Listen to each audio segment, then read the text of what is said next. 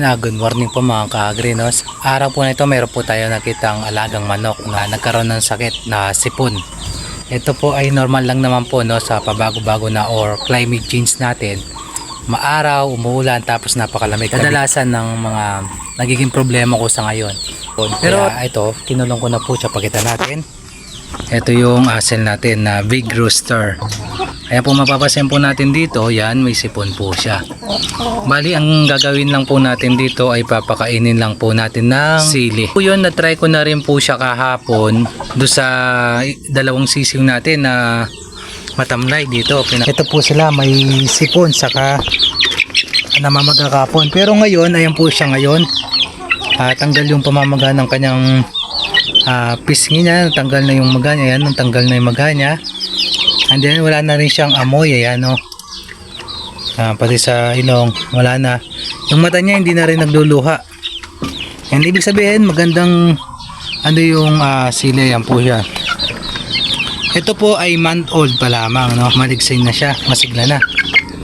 Hindi po tulad kahapon, no, talagang asin hindi siya gumagalaw. Kaya po yun. Ngayon po tayo po ay kukuha ng sili dito po sa harap lang ng bahay. Ito po yung pinagkukuha ko ng sili at meron din tayong tari dito. Pero ito yung mas pinapakain ko sa kanila kasi ito po ay mas maanghang. Ayan, papakainin ko lang siya ng 3 goods na to mga ka-agri. Ayan po siya. Ayun po na mga ka-agri. Ito po yung ating mga gagamutin ngayon. Going 6 months old na asil. Ayan. Bali yung parents po nito, no, nabenta na natin.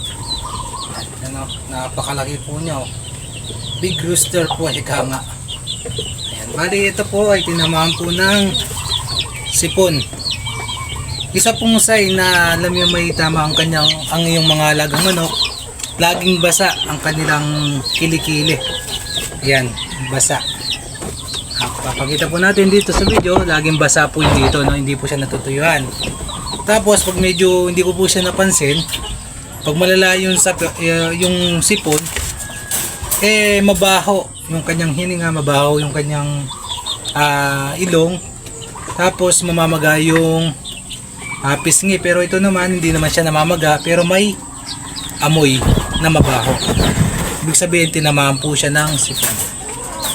Ito po yung sili na nakuha natin mga ka-agri. Ayan po. Ayan. Tapos papainom lang po natin sa kanya. Papakain. Yung ganyan po.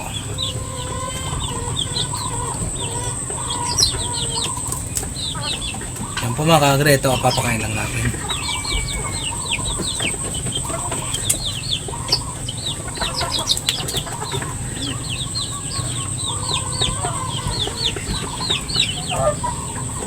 Yan.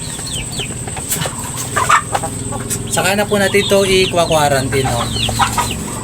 Isa po ito sa ano natin para hindi po siya mang-awa. Ayan. Yan po siya. Yan. Okay mga ka-agri, hanggang dito na lamang po tayo. Maraming salamat po and God bless.